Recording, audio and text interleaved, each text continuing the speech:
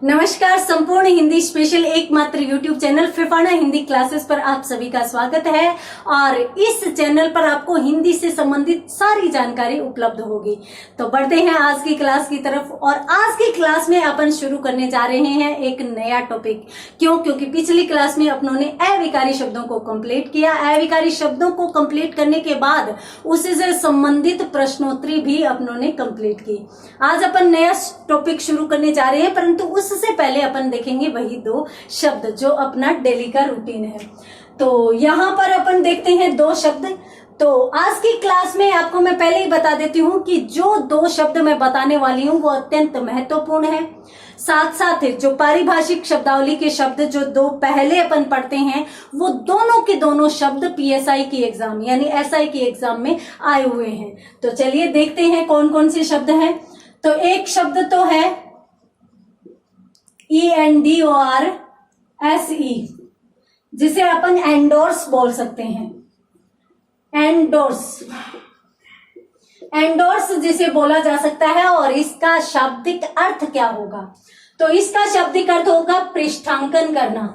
पृष्ठांकन करना, और पृष्ठांकन करना को यदि समझ में नहीं आए तो मैं लिख देती हूं समर्थन करना। समर्थन करना, किसी के लिए कोई भूमिका तैयार करना, उसके समर्थक में भूमिका तैयार करना ही क्या कहलाता है? पृष्ठांकन कहलाता है। तो ये था पहला शब्द एंडोर्स। उसके बाद दूसरे शब्द की यदि बात करें तो दूसरा शब्द है एक्स ऑफिशियो। एक्स ऑफिशियो दूसरा शब्द है जिसको अपन यूं लिख सकते हैं एक्स ऑफिशियो। ऑफिशियो इस प्रकार से अपन लिख सकते हैं। इसका मतलब क्या होता है? आपने राजनीति विज्ञान में सुना होगा कि भाई वह पदेन अध्यक्ष होता है, वह पदेन सभापति होता है। इस प्रकार के पदेन शब्द जो सुने होंगे तो वो पदेन यानी पद से संबंधित क्या कहलाता है? पदेन ही एक्स ऑफिशियो कहलाता है इंग्लिश में। तो यहाँ पर ये दोनों ही शब्द अत्यंत महत्वपूर्ण है, एंडोर्स और एक्स ऑफिशियो जो पारिभाषिक शब्दावली के। अब अपन बढ़ते हैं राजस्थानी भाषा के शब्दों की तरफ। तो राजस्थानी के दो शब्द यदि अपन देखें तो एक तो आपका जाना माना शब्द यहाँ पर है जिसको अपन कहते हैं आवड़नो। आपने देखा होगा भाई ये चला गया तो मने तो आवड़े को नहीं, यानी आवड़ना का मतलब क्या होता है? मन लगना। यदि आवड़ नहीं रहा है तो इसका मतलब मन नहीं लग रहा, और यदि आवड़ गया तो इसका मतलब मन लगा हुआ है। तो मन लगना ही क्या कहलाता है? आवड़नो कहलाता है। उसके बाद यदि अंतिम शब्द की बात करें राजस्थानी में तो इसी प्रकार का मिलता जुलता ही एक शब्द है आवटनो। आवटनो क्या होता है? तो आवटनो उबलना को कहते हैं। अगर कहते हैं ना उसको ओटा दो, तो उबाल देना किसी चीज में, उसे क्या कहते हैं? आवटनो कहते हैं। तो ये थे आज की क्लास में चार शब्द जो अत्यंत महत्वपूर्ण शब्द है। जल्दी से स्क्रीनशॉट लीजिए। जिनमें पहला शब्द एंडोर्स देखा आपनों ने, जिसका शाब्दिक अर्थ होता है पृष्ठांकन करना या समर्थन करना। उसके बाद एक्स ऑफिशियो में पदेन इसका अर्थ होता है, और उसके बाद आवड़नो का मतलब मन लगना, और उसके बाद अपन बात करते हैं आवटनो। आवटनो का मतलब क्या हो गया? उबलना। ये थे आज की क्लास के अत्यंत महत्वपूर्ण चार शब्द। और उसके बाद मैं आपको बता देती हूं कि आज अपन एक ऐसे टॉपिक की शुरुआत करने जा रहे हैं जो कहीं भी अगर थोड़ी सी भी हिंदी सिलेबस में रहती है तो ये टॉपिक जरूर रखा जाता है। चाहे एलडीसी की एग्जाम हो, चाहे पीएसआई की एग्जाम हो, चाहे पटवार की एग्जाम हो, चाहे किसी ग्रेड की एग्जाम हो, हिंदी से संबंधित या हिंदी अगर सिलेबस में है तो ये टॉपिक तो आपको जरूर मिलेगा।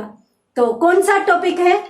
और ये टॉपिक जो अपन पढ़ने जा रहे हैं, आपकी उत्सुकता बढ़ रही होगी कि कौन सा टॉपिक पढ़ने जा रहे हैं, तो मैं आपको शांत कर देती हूं। देखिए आज की क्लास में हिंदी का अत्यंत महत्वपूर्ण टॉपिक शुरू करने जा रहे हैं संधि, जिसे आप भूत भी मानते हैं, मैं जानती हूं।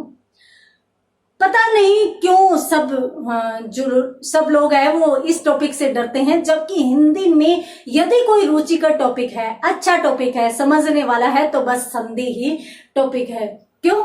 क्योंकि ये विज्ञान की तरह है। विज्ञान में जिस प्रकार से अपन प्रयोग करते हैं तो रिजल्ट समान आते हैं, उसी प्रकार से यदि आपने पढ़ लिया भी ए प्लस ए आ होता है तो कहीं भी ए को ए से मिला दीजिए, हमेशा आ ही बनेगा। और ये टॉपिक यदि आपने बहुत अच्छे से पढ़ लिया तो इसमें प्रश्न गलत होने की भी संभावना नहीं रहती। क्यों? क्योंकि इसमें तो जैसे नियम चलते हैं उसी के अनुसार उदाहरण चलेंगे। हाँ, समास में आपका प्रश्न गलत हो सकता है, क्योंकि यदि आपने ऐसा या एग्जाम में ऐसा प्रश्न आ गया जिसमें शब्द नया है, तो नए शब्द का हो सकता है आपको अर्थ पता नहीं हो, तो अर्थ पता नहीं होगा तो वो गलत हो जाएगा, परंतु संधि में कहीं भी गलत नहीं होगा।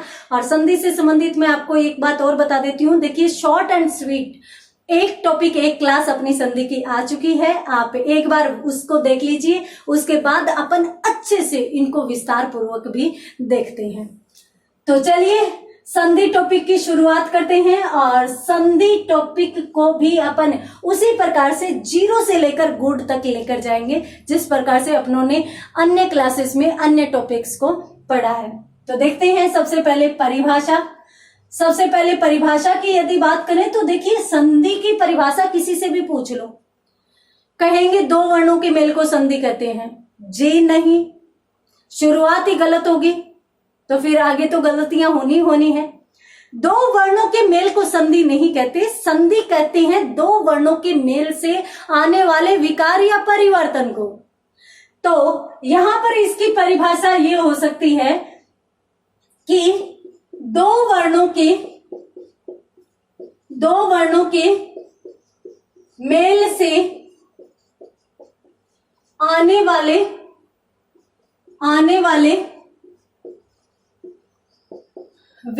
या परिवर्तन को संधि कहते हैं।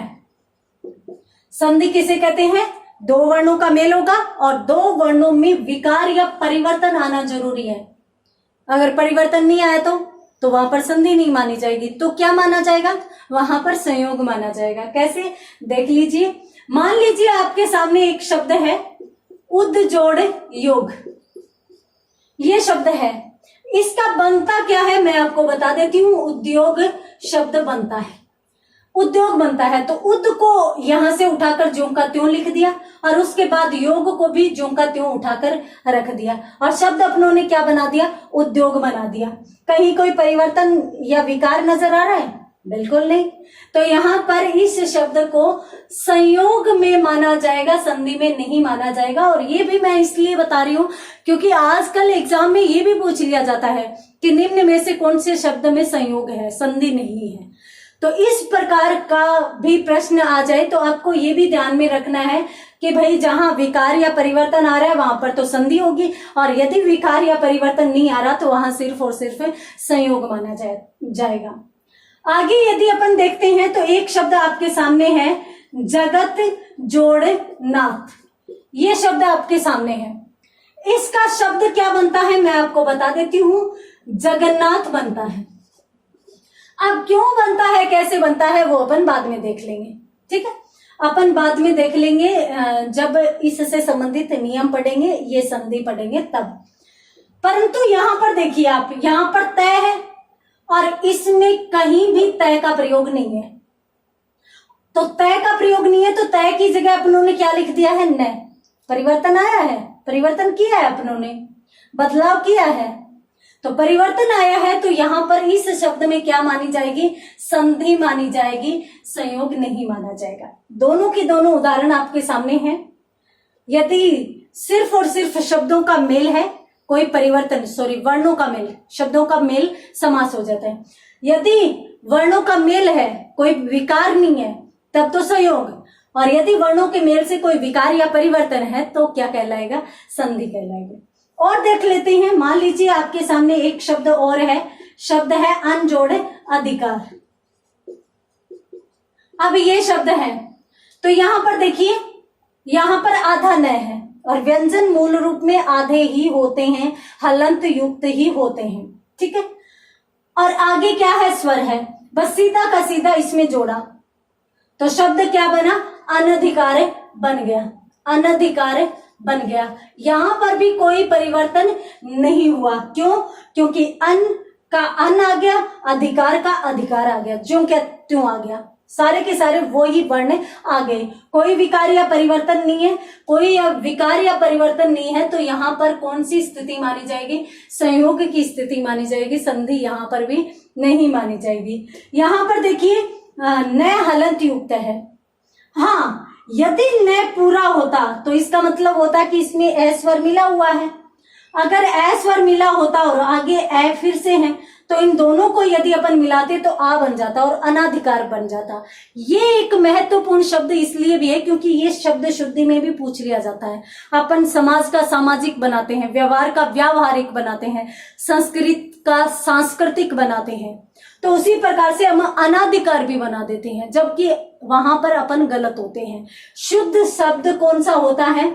अनधिकार होता है, क्योंकि यहाँ पर अन उपसर्ग जिसमें न के साथ हलंत है वो वाला उपसर्ग लगा हुआ है, यहाँ पर संधि नहीं है, तो इसलिए यहाँ पर संयोग की स्थिति मानी जाएगी, संधि इसमें नहीं मानी जाएगी। मान लीजिए आपके सामने एक शब्द और है, शब्द क्या है? प्रतिजोड़ आशा। बनता क्या है इन दोनों का मिलाकर? मैं आपको बता देती हूँ, प्रत्याशा बनता है। और क्यों बनता है, कैसे बनता है, ये अपन संधि के नियमों में आगे देख लेंगे। तो ये शब्द बना प्रतिजोड़ आशा, ठीक है। यहां पर ती है, इस पूरे शब्द में कहीं भी नहीं है। यहां पर दोनों ही शब्दों में कहीं भी यह नहीं है, जबकि इसमें यह का प्रयोग हुआ है। तो यहां से यहां परिवर्तन आ रहा है, विकार आ रहा है, विकार आ रहा है, तो इस शब्द में भी क्या मानी जाएगी? संधि मानी जाएगी, न कि संयोग माना जाएगा। तो यहाँ पर मैं आपको क्लियर कर देती हूं कि दो वर्णों के मेल से आने वाले विकार या परिवर्तन को तो संधि कहते हैं, और दो वर्णों के मेल से यदि कोई विकार या परिवर्तन नहीं हो तो उस स्थिति को संयोग कहा जाता है। क्लियर? जल्दी से स्क्रीनशॉट लीजिए, उसके बाद बढ़ते हैं अपन संधि में आगे, देखते हैं आगे संधि में क्या है। तो यहां पर सिर्फ और सिर्फ अपनों ने यूं देखा कि संधि व संयोग में क्या अंतर होता है। अब अपन देखते हैं आगे।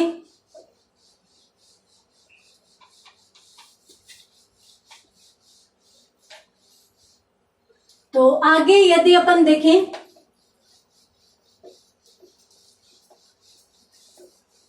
तो अब अपन बढ़ते हैं परिभाषा के बाद संधि के भेदों की तरफ।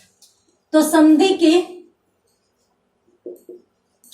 भेद, संधि के कुल कितने भेद होते हैं सभी जानते हैं। क्यों? क्योंकि ये छठी क्लास से शुरू हो जाता है टॉपिक, और उसके बाद प्रत्येक कंपटीशन में भी ये रहता है। तो हम जानते हैं कि संधि के कुल 3 भेद होते हैं। कौन कौन से होते हैं? एक तो स्वर संधि होती है, स्वर संधि। दूसरा जो भेद होता है वो होता है व्यंजन संधि, और तीसरे की यदि बात करें तो तीसरा भेद होता है विसर्ग संधि। ये संधि के कुल 3 भेद स्वीकार किए जाते हैं। स्वर संधि की यदि बात करें तो दोनों तरफ जहां पर स्वर होंगे वहीं पर स्वर संधि मानी जाएगी। अर्थात स्वर संधि में स्थिति कौन सी रहेगी? स्वर के साथ स्वर के मेल वाली स्थिति कहाँ मानी जाएगी? स्वर संधि में मानी जाएगी। जैसे मान लीजिए एक शब्द है राम और इसके साथ साथ एक शब्द है अनुज, शब्द बन जाता है रामानुज। तो यहां पर ए है और यहां पर भी ए, दोनों तरफ स्वर है, ए भी स्वर है और इसके साथ साथ ये भी स्वर है। दोनों तरफ स्वर की स्थिति रहने के कारण इस शब्द में कौन सी संधि मानी जाएगी? स्वर संधि मानी जाएगी। अब यदि अपन बात करें व्यंजन संधि की, तो व्यंजन संधि में 3 स्थितियां रहती है। 3 स्थितियां कौन कौन सी रहती है? तो यहां पर अपन देखते हैं, पहली स्थिति तो ये रहती है कि भाई व्यंजन के साथ यदि व्यंजन का मेल हो जाए तो व्यंजन संधि मानी जाती है। ये तो सीधी सी बात है, ठीक है। व्यंजन संधि, व्यंजन प्लस व्यंजन, जैसे स्वर संधि स्वर प्लस स्वर, तो स्वर संधि व्यंजन प्लस व्यंजन, व्यंजन संधि। कैसे? मान लीजिए आपके सामने एक शब्द हो उद जोड़ लेख। अब ये शब्द है, अब यहाँ पे व्यंजन है क्योंकि इसमें स्वर नहीं मिला हुआ, तो यहाँ पे व्यंजन है, आगे भी व्यंजन है, दोनों तरफ व्यंजन है, तो इसलिए यहां पर कौन सी संधि मानी जाएगी? व्यंजन संधि मानी जाएगी। ठीक है, पहली कंडीशन तो ये होगी। दूसरी स्थिति कौन सी है? दूसरी स्थिति ये है कि व्यंजन संधि में यूं माना जाता है भाई एक तरफ कम से कम व्यंजन आना जरूरी है। हाँ, दूसरी तरफ स्वर आ जाए तो भी व्यंजन संधि ही मानी जाएगी। कम से कम एक तरफ आना जरूरी है, जबकि इसमें ऐसा नहीं है, इसमें दोनों तरफ ही स्वर आना चाहिए। इसमें एक तरफ कम से कम व्यंजन आना चाहिए, दोनों तरफ आएगा तो व्यंजन संधि होगी, एक तरफ भी व्यंजन आ रहा है तो भी व्यंजन संधि ही मानी जाएगी।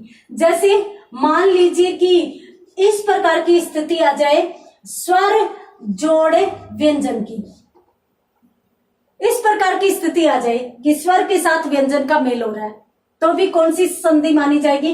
व्यंजन संधि मानी जाएगी। जैसे मान लीजिए आपके सामने एक शब्द है अनुजोड़ छेद। अनुजोड़ छेद, यह अनुच्छेद बन जाता है च के आगम वाले वर्णों वाले नियमों में आता है, जो कि अपन आगे देखेंगे। परंतु यहाँ पर अपन ये समझते हैं कि वे अनु न में कौन सा स्वर जुड़ा हुआ है? उ जुड़ा हुआ है, और आगे क्या है? छ।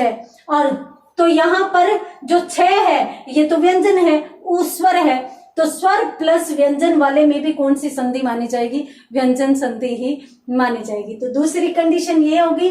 और तीसरी कंडीशन की यदि अपन बात करें तो देखिए व्यंजन प्लस व्यंजन, स्वर प्लस व्यंजन, तो व्यंजन प्लस स्वर भी आ जाए, यानी पहले व्यंजन आ जाए बाद में यदि स्वर आ जाए तो भी कौन सी स्थिति मानी जाएगी? व्यंजन संधि की स्थिति ही मानी जाएगी। जैसे मान लीजिए कि आपके सामने एक शब्द है वाक जोड़ ईश। वाक जोड़ ईश शब्द है। अब यहाँ पर देखिए, यहाँ पर व्यंजन है और आगे का क्या है? स्वर है।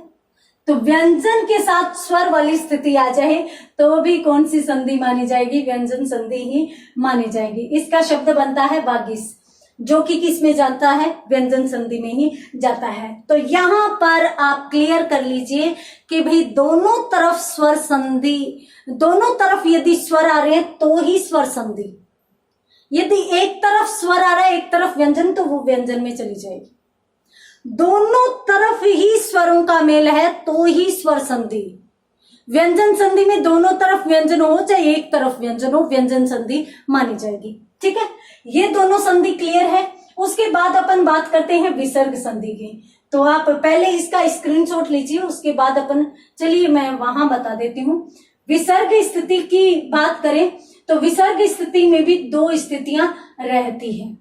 इसकी शर्त यह है कि भाई कम से कम एक तरफ विसर्ग आना आवश्यक है, और विसर्ग हमेशा पहले जुड़ता है बाद में नहीं जुड़ता, यानी पहले वाले शब्द के अंत में। संधि होती कहाँ है? संधि होती है प्रथम जो शब्द होता है, प्रथम शब्द, उसका तो अंतिम वर्ण, अंतिम वर्ण, और इसके साथ साथ जो दूसरा शब्द होता है, दूसरा शब्द, उसका कौन सा? प्रथम वर्ण, प्रथम वर्ण। ये अगर कंडीशन है तो वहीं पर संधि, अर्थात संधि में मेल होता है पहले शब्द का तो अंतिम, यानी ये पहला शब्द है और ये दूसरा शब्द है, तो इसका अंतिम वर्ण यानी यहां से संधि के लिए वर्ण उठेगा, और दूसरे शब्द का प्रथम वर्ण यानी इसमें ये उठेगा। तो यहां पर संधि होती है पहले शब्द के अंतिम वर्ण से और दूसरे शब्द के प्रथम वर्ण से। तो यहां पर यदि विसर्ग संधि की अपन बात करें तो देखिए प्रथम शब्द का अंतिम वर्ण क्या माना जाता है? विसर्ग माना जाता है। ठीक है, दूसरे शब्द में क्या आ सकता है ये अपन अब देख लेते हैं। विसर्ग संधि में दो प्रकार की स्थिति आती है। कौन कौन सी स्थिति आती है मैं आपको बता देती हूं कि पहले शब्द के साथ तो दोनों जगह ही विसर्ग आना आवश्यक है। ठीक है, विसर्ग आएगा तो ही विसर्ग संधि मानी जाएगी। यहां पर स्वर आ जाए चाहे व्यंजन आ जाए, कोई भी फर्क नहीं पड़ता, विसर्ग संधि ही मानी जाएगी। यहां पर पहले विसर्ग आना आवश्यक है, बाद में चाहे स्वर आए चाहे व्यंजन आए, विसर्ग संधि ही मानी जाएगी। जैसे मान लीजिए कि एक शब्द आपके सामने है, कौन सा आता है जोड़ एव, ये शब्द है। तो यहां पर देखिए विसर्ग आ रहा है, विसर्ग के बाद क्या आ रहा है, स्वर आ रहा है। कौन सी संधि में जाएगा, विसर्ग संधि में जाएगा। इसी प्रकार से एक शब्द है नमः जोड़ ते, अब यहाँ पे विसर्ग आ रहा है, यहाँ पर व्यंजन आ रहा है, तो विसर्ग और व्यंजन कौन सी संधि, विसर्ग संधि मानी जाएगी। इसका नमस्ते बन जाएगा, इसका अतएव ही रह जाएगा। तो इस प्रकार से अतएव नहीं होकर अतएव हो जाएगा।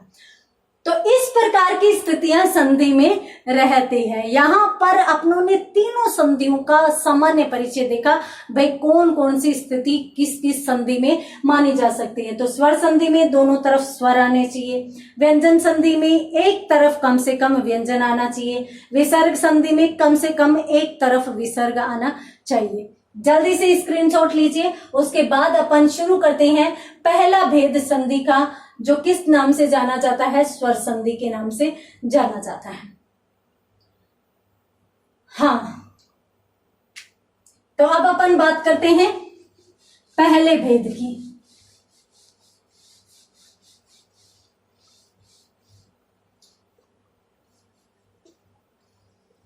पहले भेद की संधि को अपन शुरू करने से पहले, इनके भेदों पर जाने से पहले अपन एक चीज और देख लेते हैं।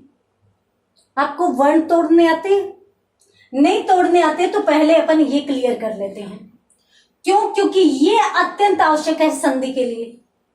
और काफी जगह कुछ एग्जाम्स में जो शब्दकोश पठन है वो टॉपिक भी दिया होता है, तो उसमें भी सहायता करेंगे।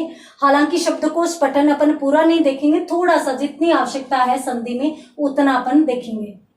मान लीजिए एक शब्द है आपके सामने कमल, इसको अलग करोगे तो कैसे करोगे?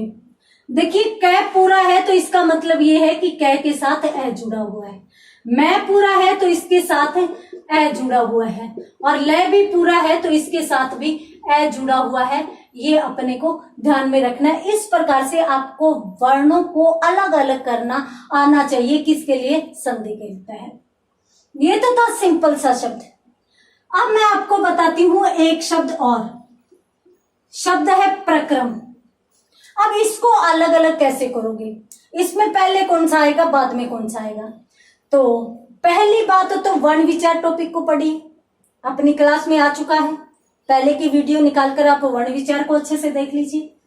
फिर भी मैं आपको बता देती हूं कि पैर में लगने वाला सदैव पूरा होता है, परंतु जिसके पैर में लगता है उसको आधा बनाता है।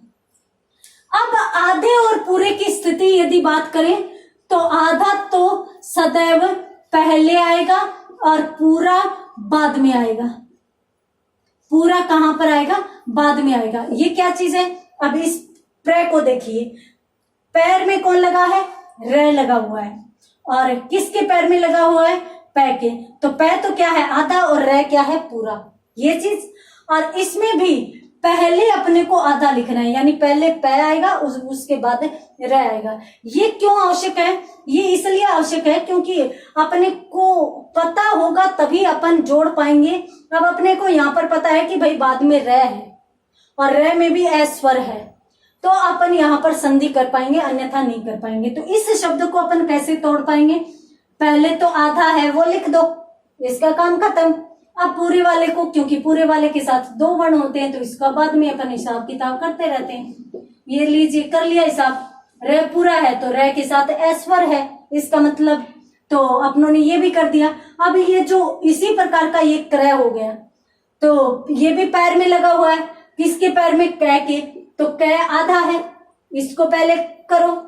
अब बचा र, तो र पूरा है तो इसलिए इसको तोड़ेंगे तो ऐसे हो जाएगा।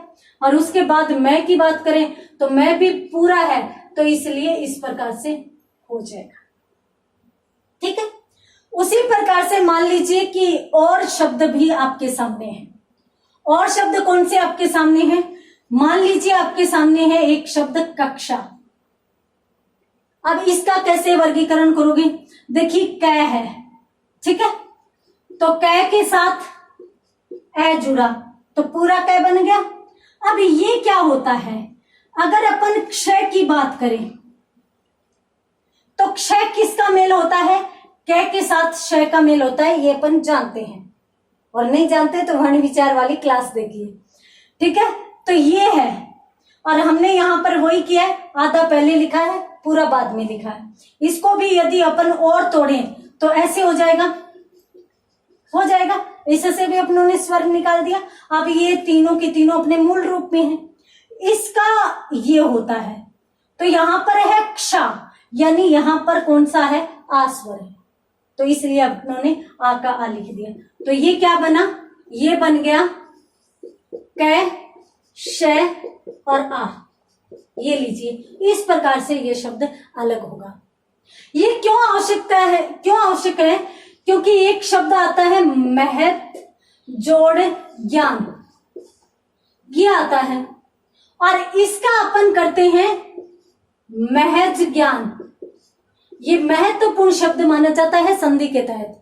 ये संधि है, दो शब्दों की संधि होती है, महज जोड़ ज्ञान को मिलाने से महज ज्ञान बनता है। अब जय क्यों बनता है? यूं कहता है, नियम यूं कहता है कि भी तय या दय के साथ अगर आगे जय आ जाए तो जय ही बनता है। अब यहाँ पर जय तो है, गे का मेल क्या होता है? गे का होता है जय जोड़ ये होता है। तो हमें ये पता होना चाहिए कि यहाँ पर मिल कौन सा रहा है, इसलिए मैं आपको बता रही हूँ। बिना अभिप्राय के, बिना औचित्य के इस क्लास में आपको कुछ नहीं बताया जाएगा, तो इसलिए आपको ये अलग करना बताया गया है, ताकि यहाँ पर आपको पता चल सके भी यहाँ पर जय का मेल हो रहा है, तो यहाँ पर ये तय या दय भी जय में ही बदलेगा। यदि आपको पता ही नहीं है कि भाई इसमें किन वर्णों का मेल है, तो आप कैसे करेंगे? ठीक है, उसी प्रकार से मान लीजिए कि आपके सामने शब्द और है। अब शब्द कौन सा है? मान लीजिए आपके सामने शब्द है उत्कर्ष, ये शब्द है, ठीक है। अब इसको अलग अलग करना है, तो ऊ है, ऊ का ऊ रह जाएगा, ठीक है। उसके बाद आधा तय है, तो इसमें तो कोई स्वर है ही नहीं, तो ये आधा तय ज्यों का त्यों रह जाएगा। कै पूरा है, तो इसमें से स्वर निकाल लीजिए, कै के साथ ए हो जाएगा। और उसके बाद रे ऊपर गया हुआ, उत्कर्ष, ऊपर वाला रे और पहले बोला जा रहा है, तो ऊपर वाला रे और पहले वाला वर्ण हमेशा ही आधा होता है, तो ये रे आधा का आधा ज्यों के त्यों लिख दिया। अब ये स पूरा है, तो इसलिए स के साथ है ए लगा दिया। याद रखना हमेशा, जो पैर में लगा हुआ है वर्ण वो तो पूरा होगा, और जो सिर पर बैठा है वो आधा होगा। जो सिर पर बैठता है ना, उसकी लोग बुराई करते हैं, तो वो आधा हो जाता है, और जो पैर में लगता है वो अपने आप ही बड़ा बन जाता है। क्यों? क्योंकि लोग उसके संस्कारों की प्रशंसा करते हैं, तो इसलिए। और क्या करना है अपने को? आधा पहले लिखना है, पूरा बाद में लिखना है हमेशा। ये नियम आपको ध्यान में रखना है। तो इस प्रकार से ये हो गया। यदि आप स्क्रीनशॉट लेना चाहते हो तो स्क्रीनशॉट ले लीजिए। उसके बाद में एक दो महत्वपूर्ण शब्द आपको और बता देती हूँ, और उसके बाद अपन पढ़ेंगे संधि का पहला भेद, जो कौन सा माना जाता है? स्वर संधि मानी जाती है। एक दो जो महत्वपूर्ण शब्द है वो अपन देख लेते हैं। जैसे एक आपके सामने शब्द है प्रतिज्ञा। अब ये शब्द है, इसको कैसे तोड़ोगे?